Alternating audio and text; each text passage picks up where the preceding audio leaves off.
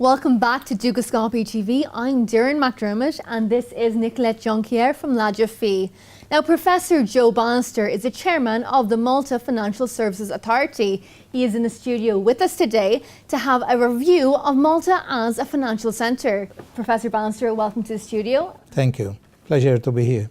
Professor Bannister, Malta originally developed as an offshore centre. Since it's joined the EU, it has now turned to being an onshore centre and has developed very fast. Can you give us a feel about the latest trends? Yes, I think the reality was that it never developed as an offshore centre. It was mainly a centre for trading companies and holding companies. The idea was to move onshore very rapidly. And in 1994, it had already moved onshore. It had abolished all the offshore work. And then in the intervening 10 years, it kept developing regulations to become a proper EU finance centre.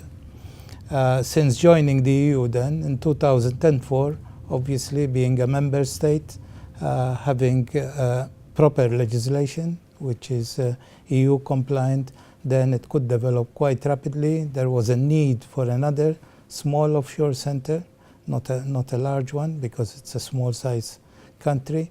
And as things moved along, the regulator has been progressing in developing the regulations under EU objectives and also working together with companies to develop the whole system properly. Today it's developing quite rapidly. We have a number of, since we're in Switzerland, a number of Swiss companies. Altarius is one, asset management. I'm here to answer a number of regulatory issues with them so that we can keep working together. It's our policy to work with companies. And Professor Bannister, as head of the Malta Financial Services Authority, can you just summarise the MFA's approach to regulation?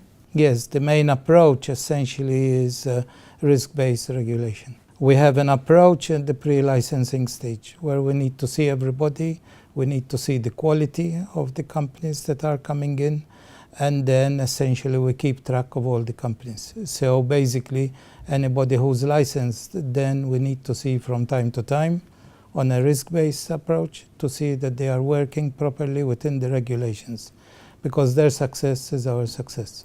I believe you also do personal checks, not only company checks. You check the background of the people individually. Yes, we do check all along. We do an extensive due diligence on companies and the senior officers of the company.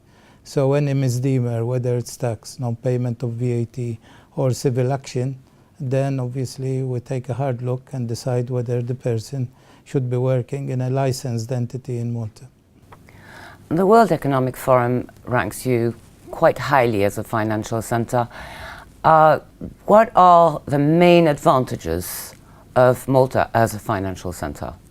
The main advantage, apart from being EU compliant, then there are certain significant advantages. One is the highly trained labour force, and the economy is shifting, so more people are moving into the sector.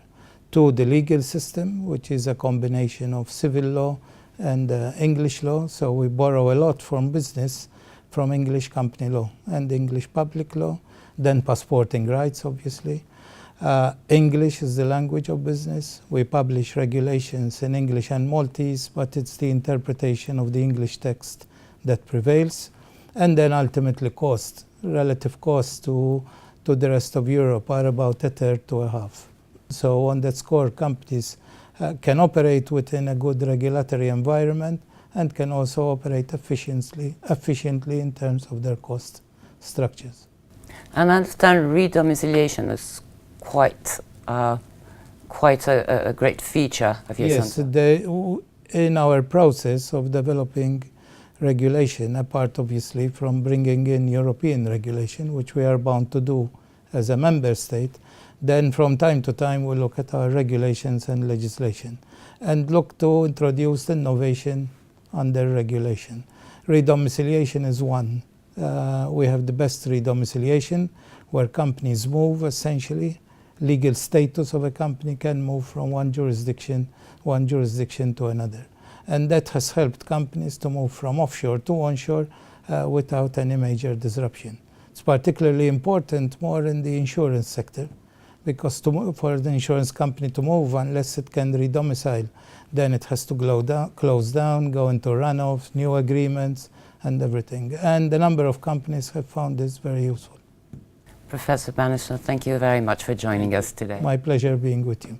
Thank you. And thank you for watching Dukascopy TV. Now do stay tuned as we have plenty more interviews heading your way.